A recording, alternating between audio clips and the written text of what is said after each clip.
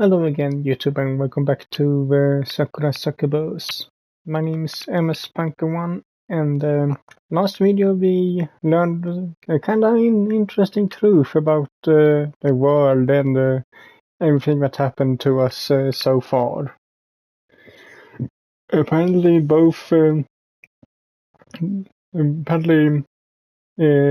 Marina, IU, and the new girl who is called Cosmos are all succubi. It is kind of obvious if you think of the game we're playing, but let's just pretend we don't know we're playing a Succubus game. So yeah, we learn the truth about everything. So what happens now?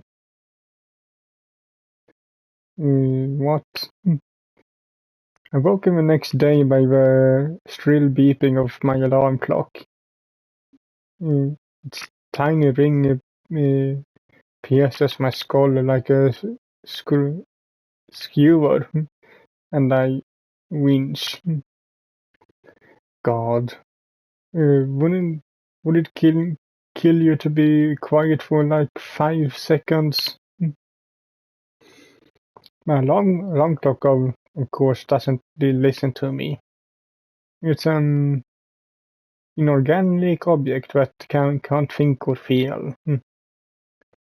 Sometimes I wish I was an inorganic object too. Then I wouldn't have to suffer from so many debilitating headaches.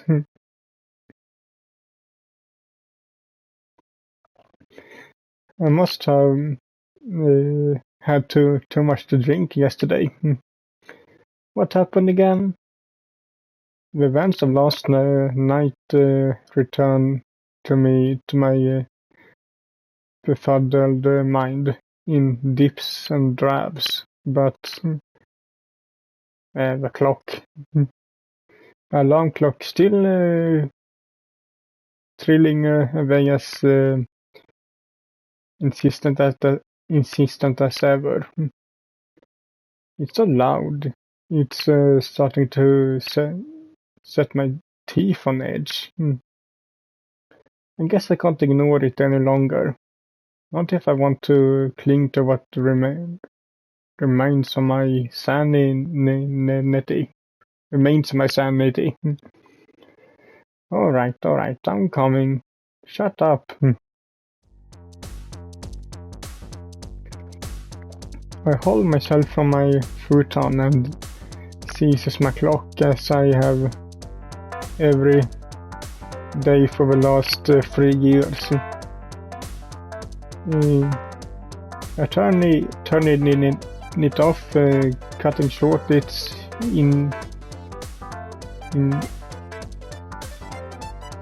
insistent clangor, then sigh in relief. Finally, peace and quiet. Now I can think about last night a little more clearly. Work got out late. I remember that much. Then as I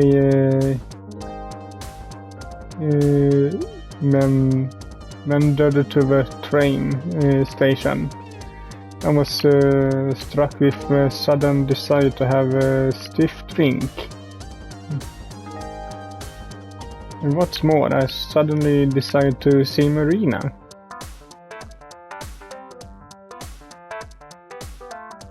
I traveled across Tokyo to that classy bar where I first met Marina.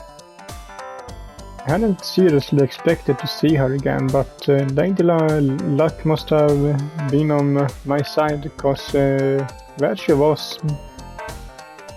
We talked a little and drank rather more than a little. Then she invited me back to her office. We spent a long time together. Then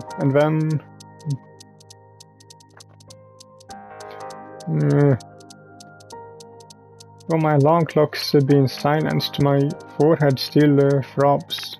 I press a hand to my temple, and my teeth worrying my lower lip. Images flash through my mind, all of them equally improbable.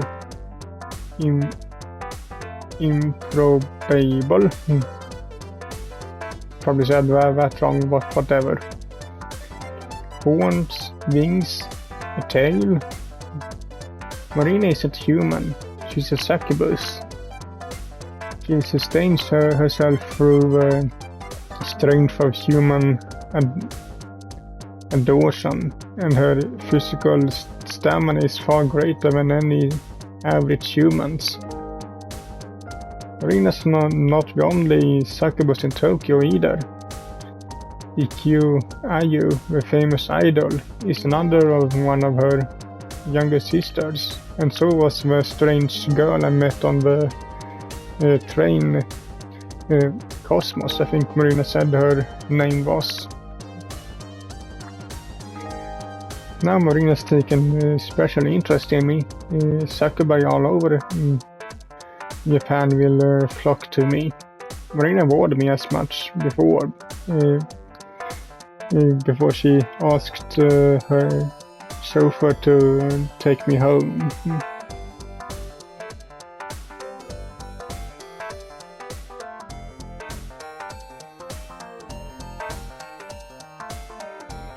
Did that really happen? Sounds partly unbelievable, but the longer I lie here, the sharper my memories become. Marina really is a succubus. She transformed before my very eyes. I might have been drunk last night, but I wasn't so trashed. I invent a ridiculous scene like that whole cloth. My imagination's not that good. That's why I wanted to become a photojournalist rather than a writer. I'm a skeptic, and I can only believe things I've seen if I've seen them with my own eyes. I'm bad at playing pretend. A few days prior, I would scoffed at the mere idea of succubi. But Marina's inhuman features have swept my doubts aside. How can I explain her wings and her horns and the aid of without the aid of a supernatural?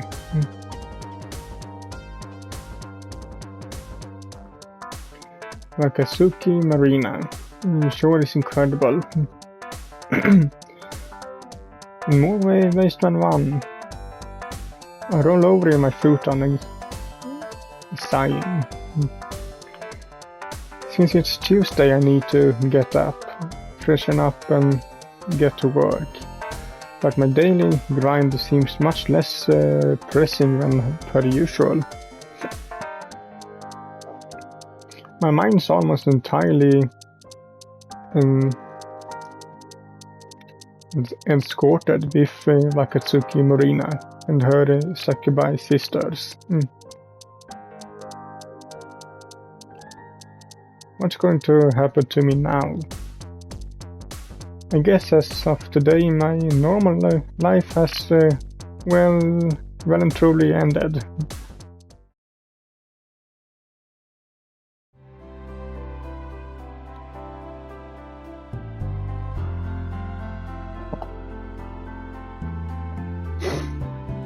Despite my ominous portents, however, the day unfolds more or less the same as it always does. I get to rest, eat a hasty breakfast, show on my shoes, and head off to work. I catch the 7:30 train per usual and relax as the doors slide shut with ease. My hour commute to work passes uneventfully, though I keep my eyes peeled, glancing this way and that through the crowds. I see hide nor hair of elusive cosmos. I arrive at work a little after 8:30 and greet my fellow employees. Then I set to work on the numerous tasks my boss sent me the day prior. Work finished at 1700 on the dot. Much to my relief. I worked overtime so much I can't remember the last time I left the office while the sun was still up. Maybe some benevolent god heard my plaintive prayers in the day prior and decided to throw me a bone. I walked to the train station in high spirits and board the train back home. The afternoon train headed for Tokyo's suburbs is almost as busy as the morning train headed right into its heart.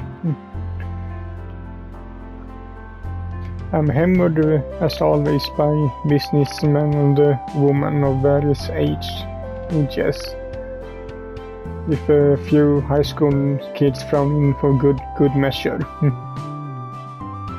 Businessmen can keep their gazes cold and unapproachable, the narrowed eyes fixed upon the scenery as it flies past the windows.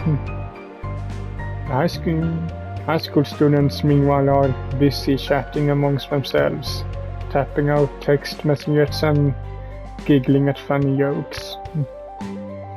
The young kids must have had busy days themselves, full of rote learning and club activities, but bursting with energy. Can't help but envy them. Wish I was so young too. Might not think it to look at me now, but I was pretty popular back in high school. I've always been tall for my age, so I played on the school's basketball team. That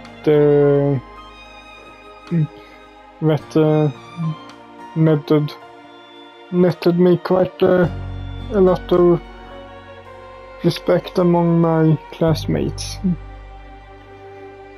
In my last year of high school, I even managed to snag myself a girlfriend. She wasn't the prettiest or the smartest girl in class, but I liked her a lot. Even now, I can remember her serious face and her long dark hair. I broke things off with her when we graduated from high school and went to university. It was a mutual agreement. We were too young and immature to commit to a long-distance relationship. I don't know if I miss her per se, but I often think back to the time we spent together. She wasn't as cheerful, giggly girl like high school students on the train. She was usually quiet and withdrawn, but I think that's what drew me to her in the first place. She wasn't drop-dead gorgeous, but she was pretty. Her charms were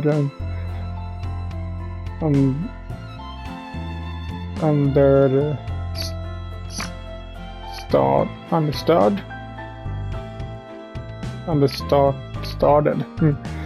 Very traditional Japanese. She had delicate features, pale skin and a snub nose. She always needed me to take my studies seriously. In that sense, she was rather motherly. She tried to make me laugh too, but her cooking skills were superb. That might be putting it nicely. Her hamburger steak was tougher than old boats. Her rolled egg omelette split down the middle, and her ginger chicken was far too salty. I try my best to eat her food, but it always ends up huddled in my. But I always ended up huddled in my boy's restroom, gagging. That made her scowl.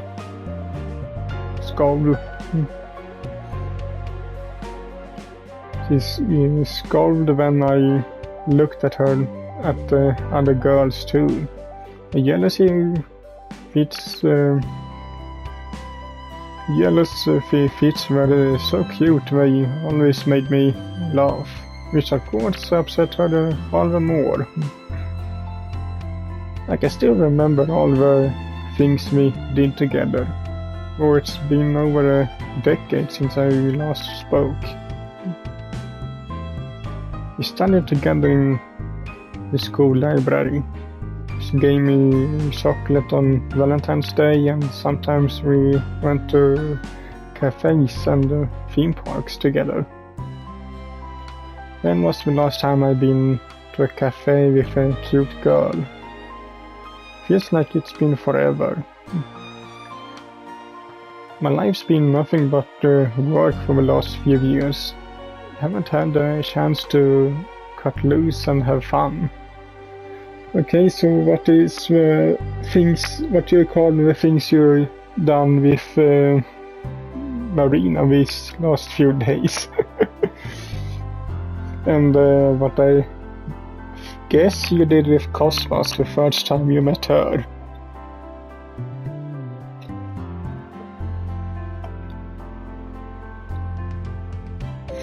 Being an adult really does suck. It'd be nice if I could go on a date again, like I did before. Not like that happened. It's highly unlikely a cute, perfectly molded girlfriend will fall from the sky and into my lap. Guess you could say Marina fits the bill, but she's not really girlfriend material. She's too mature for such a juvenile label. It's more like a partner. Well, I think she prefers being called mistress. I like Marina well enough, but there's something a little intimidating about her. It's not at all like my first girlfriend. Then again, nobody's. It's impossible to replace the memory. I'm being stupid. I should give up on dating. I'm not a teenager anymore.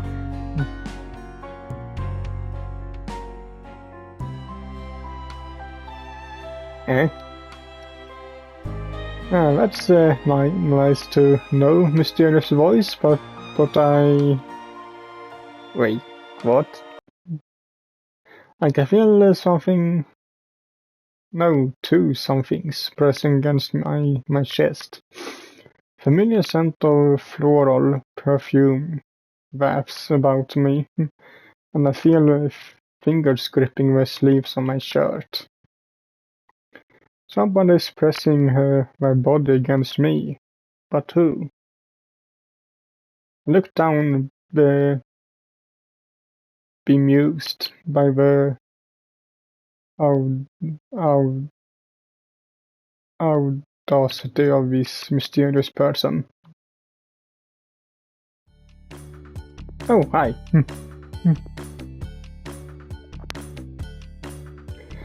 And my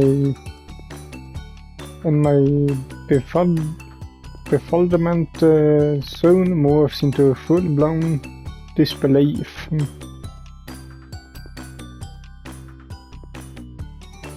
Yeah, you're that cutie from yesterday. Must be nice to her.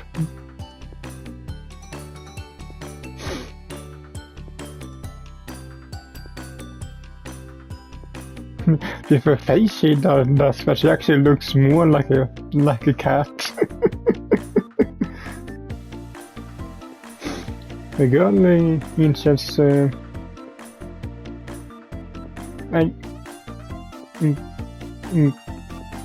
inclines her head.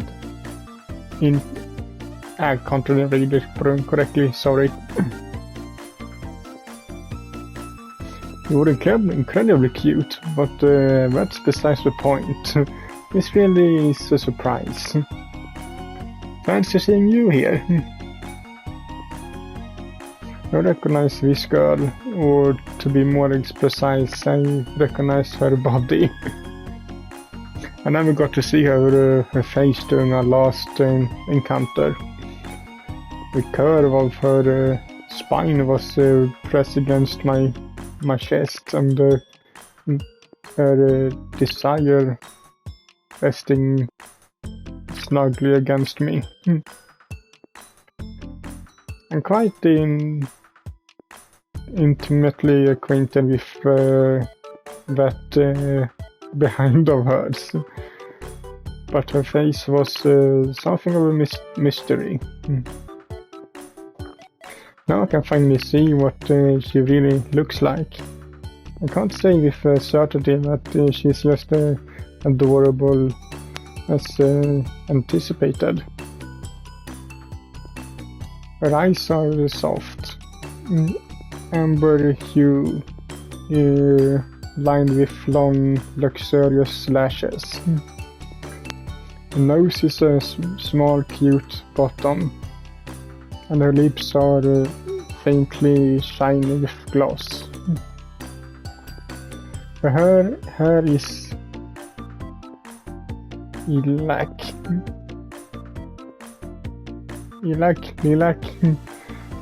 but it fades to an icy blue about the tip, in the tips. It's cut in a rough kind of bob, and part of it is tidy back in a stubby ponytail. Atop her head is a perched pair of cat ears. They don't look very particular. I'm not sure what purpose they serve really, beyond the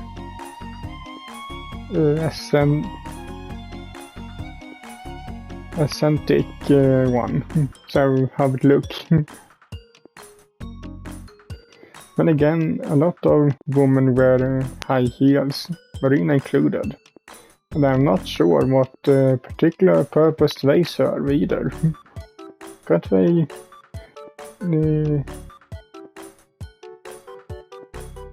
they damage women's feet?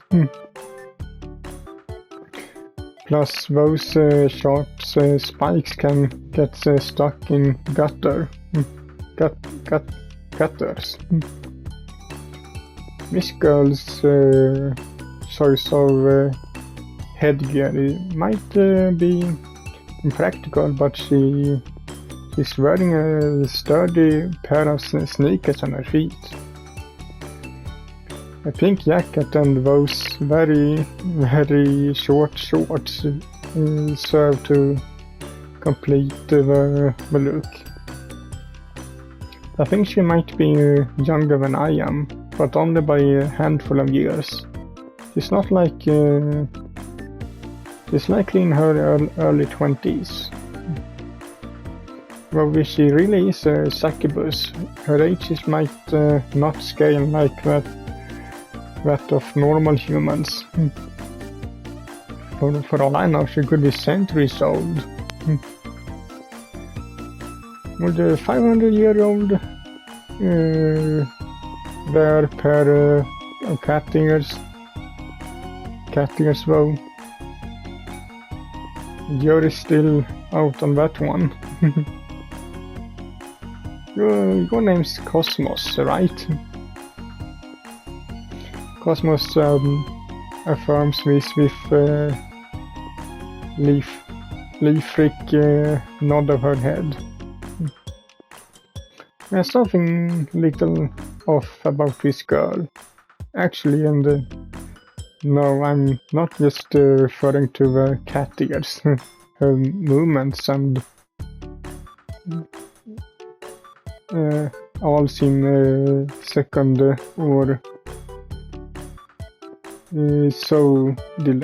so delayed.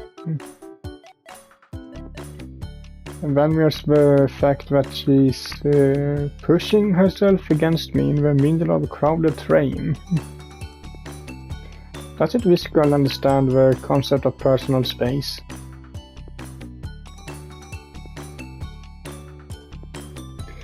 Marina told me. She's explained who you are yesterday. You're a succubus, right? Doesn't really seem so surprised that I know that. Cosmos nods once more, a stubby ponytail bouncing. It's not the only part of her anatomy that bounces either. But I try not to stare too bluntly.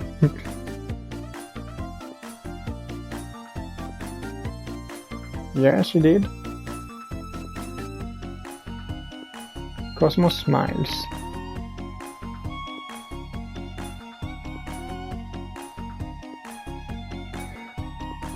You're an act first, ask questions later kind of girl.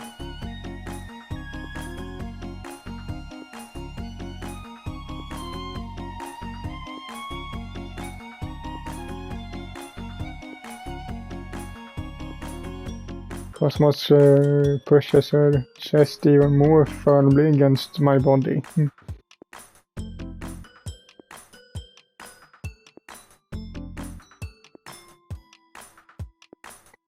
Me?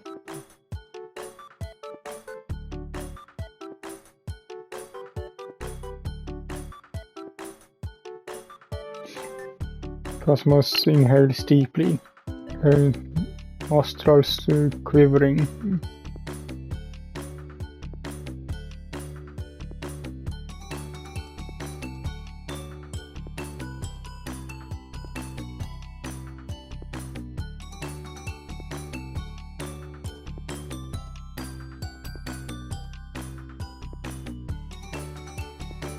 The train begins to slow as it pulls into the next station. It's not the station I want to get off at, but Cosmos doesn't seem to care about little details like that. She grabs hold of my hand, her fingers dwindling with mine. My hand is very small, and mine dwarfs hers. So is my hand smaller than hers, or what?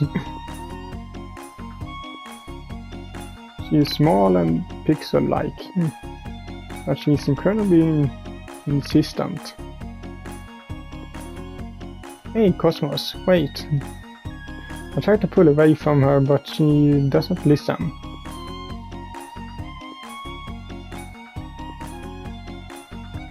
The train's automatic doors open with a hiss, and the cosmos drags me forward.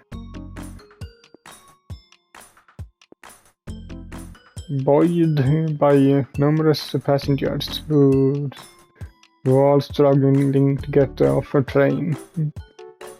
I find myself pushed forth.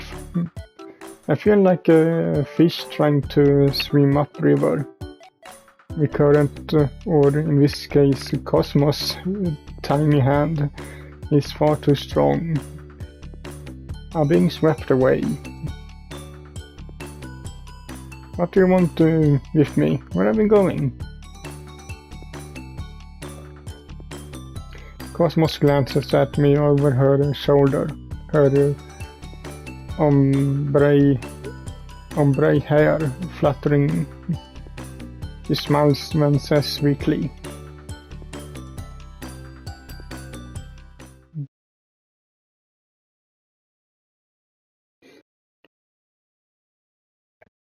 okay, but I think actually this will be it for this video. So hope you liked it, and if you did, so leave a like to it as usual, and I will see you all in the next one.